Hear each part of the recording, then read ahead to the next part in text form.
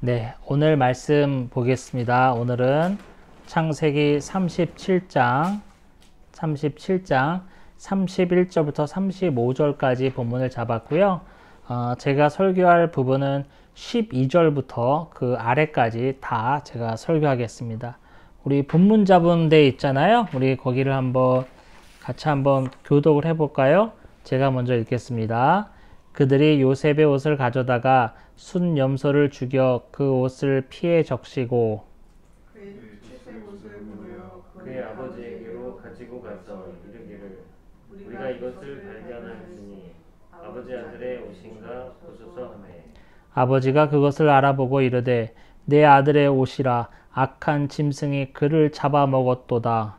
요셉이 분명히 찢겼도다 하고 자기 옷을 찢고 굵은 배로 허리를 묶고 오래도록 그의 아들을 위하여 애통하니 다 같이 읽을까요? 그의 모든 자녀가 위로하되 그가 그 위로를 받지 아니하여 이르되 내가 슬퍼하며 수월로 내려가 아들에게로 가리라 하고 그의 아버지가 그를 위하여 울더라. 아멘. 네, 오늘은 지난 시간에 이어서 하는 건데 저희가 3주 전에 그동안 우리 박훈 목사님, 고경원 목사님이 설교해 주셨고요. 3주 전에 살펴봤던 내용을 한번 생각해 봐야 되겠어요. 뭐까지 했는지. 3주 전에는 뭐냐면 37장 1절부터 11절까지 내용을 살펴봤어요. 무슨 내용이냐면 야곱이 평생 사랑하던 아내 라헬을 통하여 낳은 아들 요셉의 이야기가 시작되는데 요셉이 너무나 사랑스러운 나머지 야곱이 엄청난 편애를 했죠. 그래서 형들에게는 입히지 않았던 채색 옷을 입혔으며 그 다음에 요셉도 너무 뭐라 그럴까요? 눈치코치 없이 형들에게 기고만장했고 자기의 꿈 얘기를 하면서 형들로부터 더 미움을 받았다라는 이야기까지 우리가 살펴보았어요. 오늘은 12절부터 마지막 절까지 살펴볼 텐데요. 한번 보겠습니다. 자, 그런 일이 있은 후 어느 날 야곱이 요셉을 부릅니다. 야곱이 요셉을 불러서 형들이 세겜에서 양을 치고 있으니까 형들과 양들이 잘 있는지 가서 보고 오너라 그럽니다. 자, 형들이 세겜에서 양을 치고 있다고 오늘 본문에 나와 있잖아요. 세겜이 어느 땅, 무슨 땅입니까? 우리가 얼마 전에 살펴보았습니다. 창세기 34장이었죠. 야곱의 딸 디나가 세상 구경 나갔다가 강간을 당하는 사건이 벌어진 땅이 바로 세겜 땅이고, 누이가 그런 욕보이는 것을 참지 못한 오빠들이 찾아가서 보복을 하고 할례를 받으라 이렇게 막 속여가지고요. 보복을 하고 남자들을 다 진멸시킨 땅이 바로 세겜이에요. 그 땅에 요셉의 아들들, 야곱의 아들들, 요셉을 제외한 나머지 아들들이 거기 가서 양을 치고 있는 거예요. 야곱의 입장에서는 걱정이 되는 거예요. 그쵸? 그 땅이 그냥 보통 땅이면 괜찮겠는데 얼마 전에 뭐 딸 디나 사건 어쩌고저쩌고 해가지고 그냥 풍지 박살을 내놓고 온 땅 아닙니까? 그러니까 그 땅에 가서 아들들이 양을 치고 있는데 혹시나 거기에 남아있는 세력들이 아들들을 해코지하면 어떡할까? 더 나가서는 자기가 애주중지하는 가축에게 해를 끼치면 어떡할까라는 걱정으로 가득 차 있는 거예요. 그래서 야곱이 요셉을 불러서 세겜 땅에 가서 형들과 양들이 잘 있나 보고 와라 라고 특별히 명령을 내리는 겁니다. 여러분, 계속 반복되지만 고대 근동, 지금 중동 지방이죠. 거기는 우리나라 기후가 달라요. 우리나라는 한겨울만 제외하고는 벌써 지금 4월 중순도 안 되고 초순인데 여러분, 가로수에 나뭇잎이 다 올라오기 시작했고 또 잔디에 풀이 푸르푸르 다 올라왔잖아요. 좀 빨라진 것 같아요. 옛날에는 이거 4월 말쯤 돼서 일어난 현상인데 정말 지구 온난화 현상이 지금 우리 생활 속에서도 느껴질 정도로 그렇습니다. 아무튼 우리가 한겨울만 제외하고는 우리는 풀과 나뭇잎들을 쉽게 볼 수 있는 땅에 살고 있지만 여기는 그렇지 않아요. 여기는 다 건조한 사막 기후이기 때문에 풀과 물을 찾기가 쉽지 않아요. 그래서 풀과 물을 찾아서 가야지만 이 양들을 먹일 수 있는 거예요. 우리 옛날에 이제 우리 아버지 맨날 얘기하시는 거, 소 꼴 먹이러 갈 때 이제 끝나고 이제 학교 끝나고 집에 가면은 이제 아버지가, 할아버지죠, 할아버지가 저기 가서 꼴 좀 먹이고 와라 이렇게 시킨다는 거예요. 그러면은 그냥 뒷동산에 끌고 와서 묶어놓고 또 데려오면 되는 거야. 왜? 거기 지천에 풀이 있으니까. 하지만 여긴 그렇지 않아. 풀을 찾아서 물을 찾아서 가니까 어디까지 간 거예요? 지금 아들들이 세겜까지 간 거예요. 세겜은요, 그 문헌에 보니까 지금 현재 야곱이 살고 있는 헤브론 땅에서 한 80km 떨어진 거리에 있습니다. 성인의 걸음으로 한 4일 정도 이동해야지만 갈 수 있는 먼 거리까지 아들들이 양을 치러 풀을 먹이러 갔음을 알 수 있습니다. 그래서 이제 요셉이 알았어요 아버지 그러면서 이제 쫄랑쫄랑 나갑니다. 그래서 한참 가니까 요셉이 가니까 어떤 이가 지나가는 거예요. 어떤 나그네가 지나가는 거죠. 이제 그 사람한테 여보세요 우리 형들이 이렇게 생기고 이렇게 생기고 양떼들의 규모는 이러이러한데 그 형들 그 양을 치는 사람들의 무리를 본 적이 있습니까? 그걸 물어보는 거예요. 그러니까 그 사람이 뭐라고 그래요? 봤는데 여기 없다. 세겜이 없다. 도단으로 간다고 하는 소리를 들었다라고 그러는 거예요. 그래서 그래요? 그러면서 요셉이 세겜까지 갔다가 거기서 다시 도단으로 이동을 합니다. 세겜에서 도단까지의 거리는 한 20km 떨어져 있다고 그러고 하루길입니다. 요셉이 또 하루를 더 걸어서 형들이 있다고 하는 도단까지 가는데 형들이 먼저 요셉을 알아봅니다. 왜 알아볼까요? 요셉은 인상착의가 너무나 눈에 띄어. 그때 사람들은 입지 않았던 채색 옷을 입었기 때문에 울긋불긋한 채색 옷을 입었기 때문에 멀리 걸어오는 모습만 봐도 요셉인 걸 알 수 있는 거예요. 형들이 요셉이 오는 것을 보니까 어떤 마음이 일어나냐면은 다시 18절이에요. 형들이 이제 요셉이 오는 것을 알아보고 어떤 마음이 일어나냐면 요셉에 대한 증오가 불같이 일어납니다. 여태까지는 요셉이 정말 재수 없고 하는 짓마다 정말 눈에 가시처럼 굴고 뭐 꿈을 꿔서 뭐 형들이 다 자기 볕단에게 절했다느니 뭐 해와 달 별들이 다 자기에게 절했다느니 이런 얘기를 하니까 기분이 좋을 리 없잖아요. 재수 없고 미워 죽겠는데 그런데 아버지가 그를 너무 사랑하니까 그를 제대로 때리지도 못했어. 왜? 아버지가 맨날 끼고 있으니까 아버지가 바로 그 곁에 있으니까 그렇게 하지도 못했어요. 그런데 지금은 어떻죠? 절호의 기회야. 지금 아버지가 있는 헤브론에서 도단까지의 거리는 100km 정도 떨어진 거리예요. 아버지가 요셉의 옆에 있지 않아요. 그러니까 어떤 마음이 들어요? 이 새끼를 진짜 죽여버리고 싶은 마음이 솟구치는 거예요. 절호의 기회입니다. 아버지도 옆에 없고 저걸 죽여야 되겠다라는 생각에 사로잡힙니다. 형들이 여러 명인데 아주 일치단결해서 같은 마음으로 저걸 없애자 라는 마음으로 통일을 이룹니다.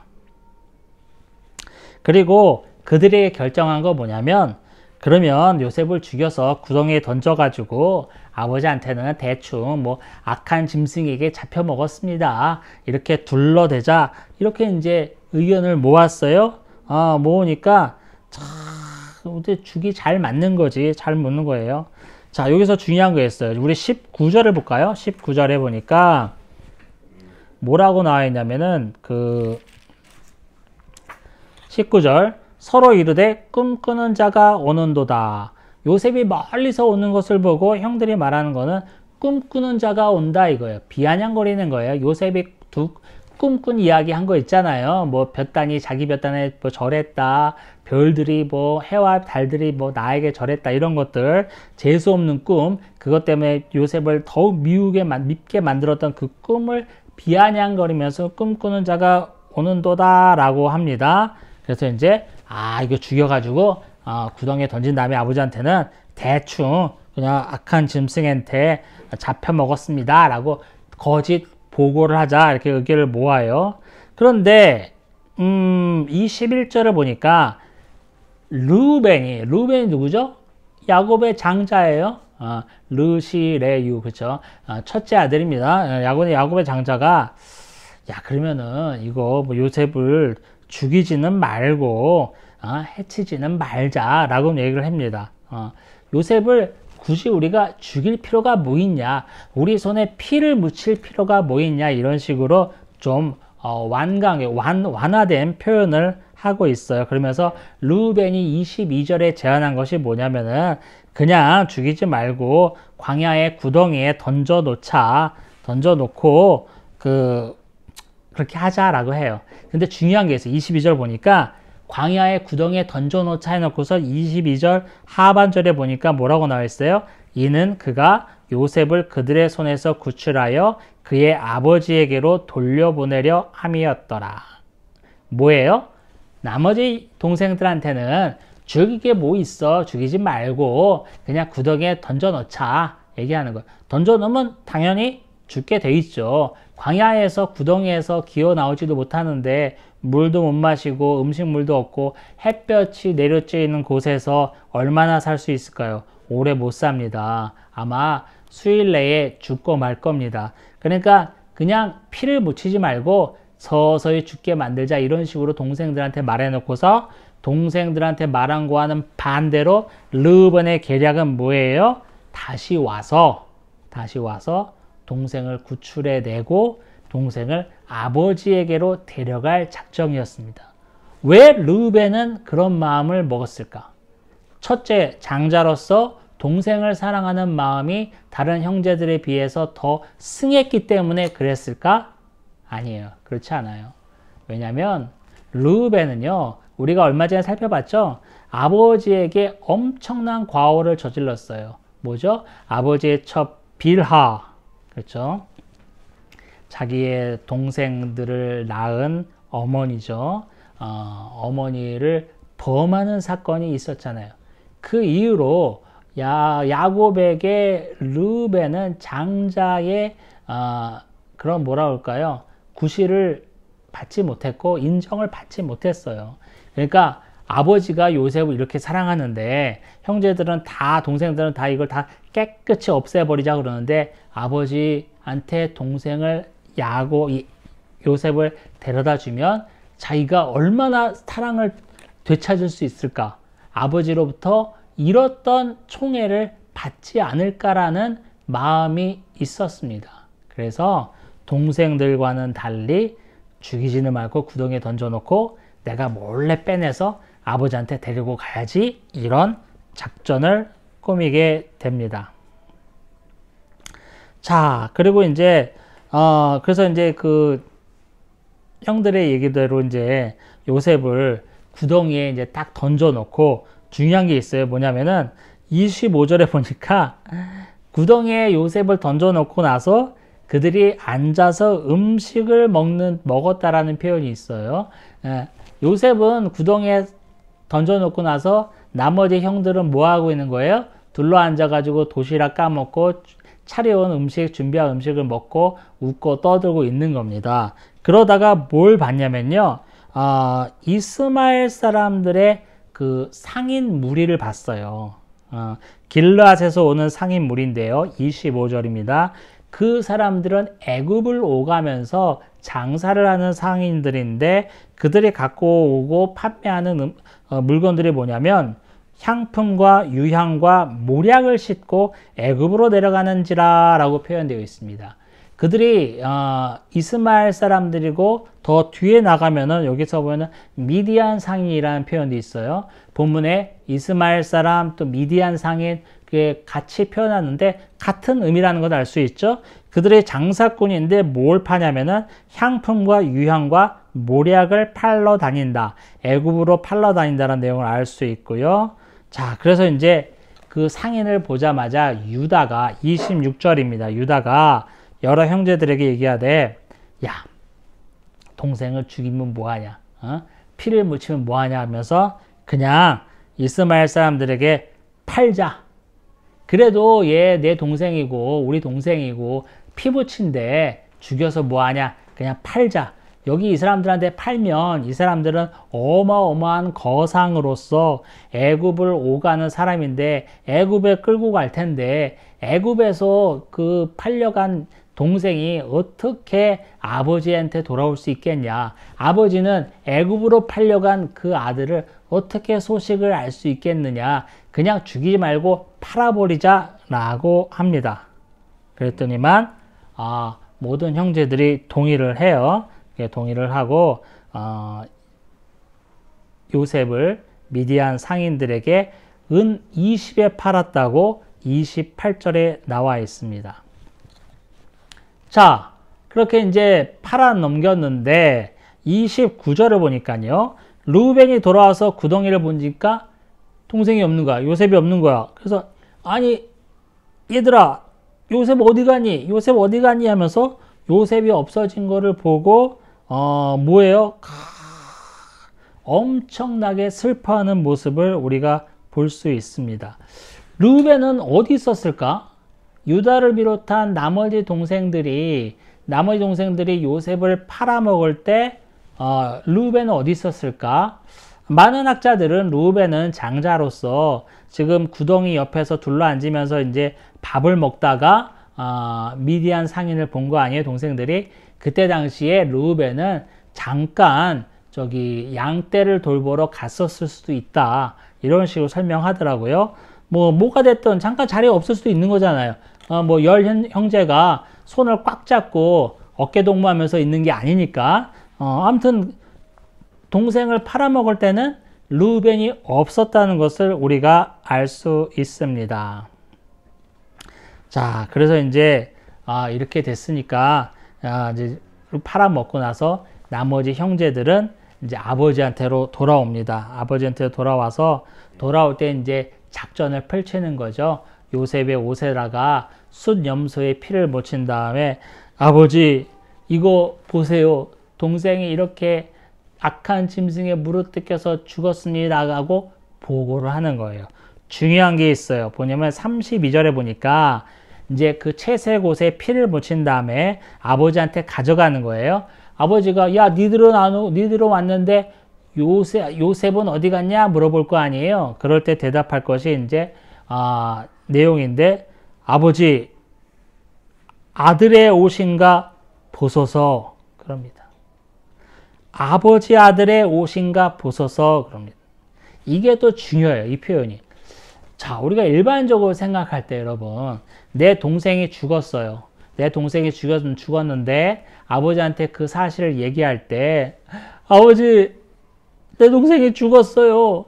내 동생 누구가 죽었어요. 이렇게 말하는 게 일반적입니까? 아니면 아버지의 아들 아무개가 죽었습니다. 말하는 게 일반적일까?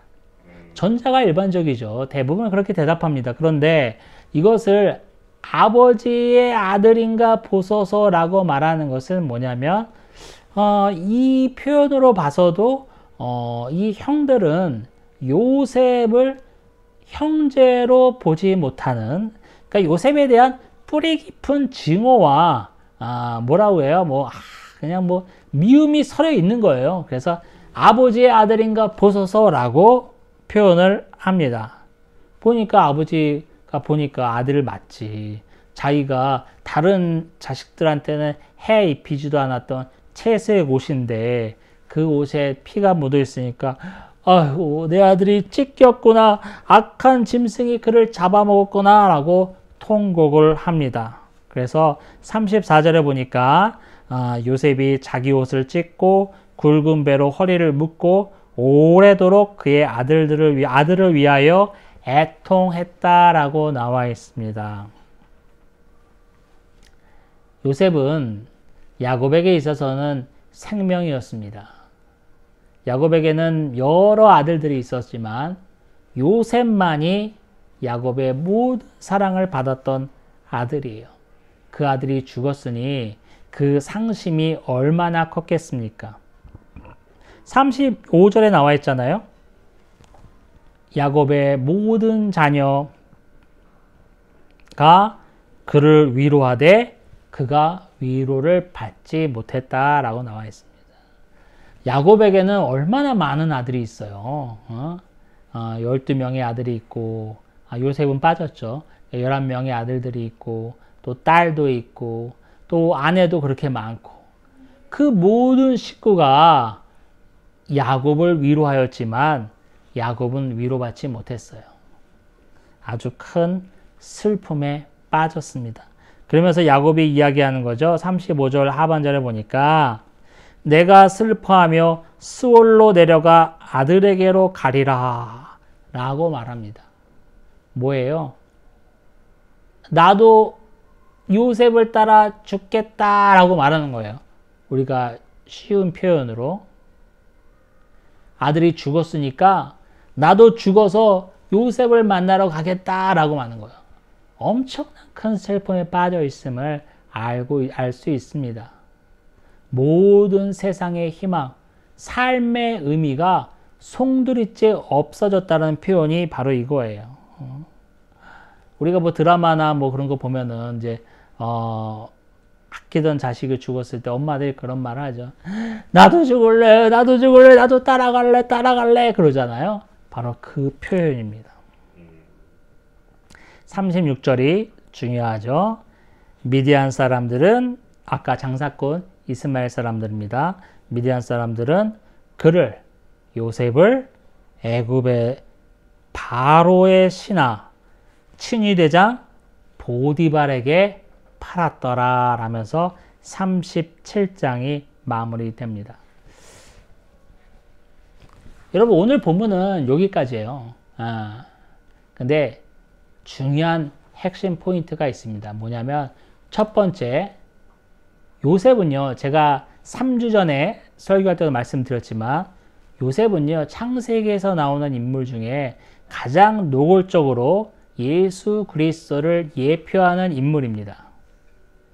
오늘 본문에도 나와 있죠? 뭐가 나와 있잖아요? 예수님은 가룟 유다에 의해서 은 30에 팔려나가지만 오늘 요셉은 형들이 특히 유다가 얼마에 팔았어요? 은 20에 팔았어요. 팔려나가는 모습이 또 동일합니다. 그 다음에 요셉은요, 요셉을 만나러, 사실 만나러 온 건 아니지. 지나가던 상인을 이제 붙들은 거지만, 아무튼 뭐 요셉을 만났잖아요. 요셉을 만났던 미디안 상인들이 갖고 있던 물품이 뭐였죠? 향품과 유향과 몰약이었어요. 예수 그리스도가 태어나는 그날 밤에 동방 박사가 별을 보고 와서 여배에 경배하며 드렸던 예물이 바로 이겁니다. 앞으로도 예수 그리스도와 비슷한 오버랩되는 이야기가 계속 펼쳐질 겁니다. 자, 두 번째 핵심 포인트는 뭐냐면 예수 그리스도가 이 땅에 오신 것이 어느 날 갑자기 하나님이 이래서는 안 되겠다. 이 땅의 모든 백성을 구원하게 됐다면서 하늘에서 뚝 떨어 보내진 것이 아니라 구약에 그토록 예언되어 있던 메시아로서 예수 그리스도가 오셨음을 증거하는 본문이 바로 오늘 본문이기도 합니다. 예수 그리스도는 구약 내내 예표되고 있는데 특별히 노골적으로 예표되는 것은 이사야와 예레미야서를 통해서 아주 노골적으로 예표되고 있고 또 시편의 일부분을 통해서도 예표되고 있죠. 예언되고 있죠. 그러나 이미 창세기에서부터 예수 그리스도가 예언되고 있고 예표되고 있었음을 우리가 알 수 있고 이걸 통해서 예수 그리스도는 어느 날 갑자기 땅에서 떨어진 것이 아니라 구약에 그토록 예언되었던 메시아로서 이 땅에 왔음을 우리가 알 수 있습니다. 자, 이게 두 가지 포인트예요. 우리의 적용점을 생각해 보겠습니다. 뭐냐면 하나님을 믿고 하나님께 예배하고 신앙생활을 한다고 하지만 우리 삶 가운데는 여전히 어려움과 힘듦과 고통이 수반되고 있다는 것을 우리는 알아야 합니다. 많은 사람들이 전도할 때, 저도 그렇게 전도할 경우가 있었는데, 아유, 예수 믿어보세요. 정말 일도 잘 되고, 아픈 사람도 낫고, 집안에 어려움 없고, 집안 잘 풀립니다. 이렇게 전도한 사람도 있어요. 저도 예전에 그런 뉘앙스로 전도한 경우가 있는 것 같아요. 그거는 참 그릇된 방법입니다. 그렇게 됩니까?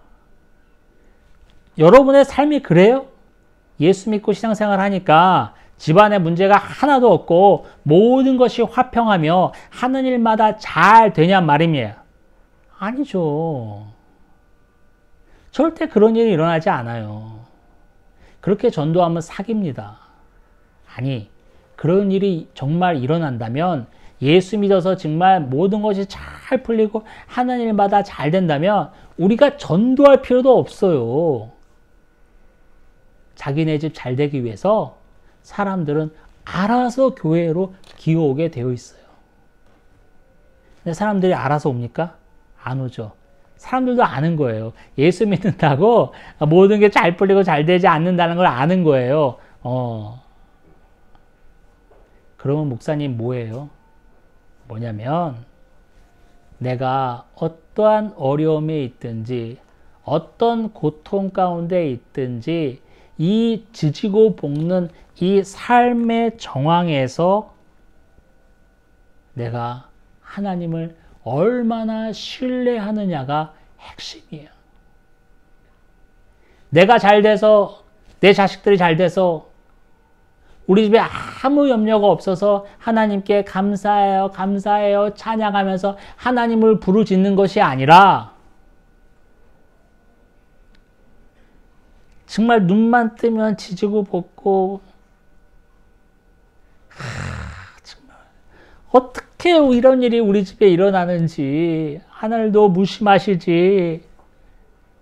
예수 안 믿는 사람들한테 얘기하기도 부끄러울 정도로 그런 일들이 우리 가정에 가득한데, 그 가운데서도 하나님을 신뢰하고 바라보는 믿음이 얼마나 우리에게 있느냐가 중요한 포인트예요.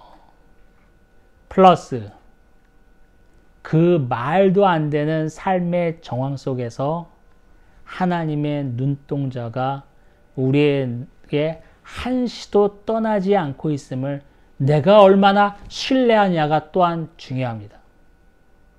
앞으로 창세기 37장부터 50장까지, 물론 이제 다음 장 38장은 또 이렇게 유다와 다말 사건이 일어나는데 그건 잠깐 뭐 별책 부록처럼 살짝 들어가는 거고요. 37장부터 50장까지는 요셉의 이야기예요.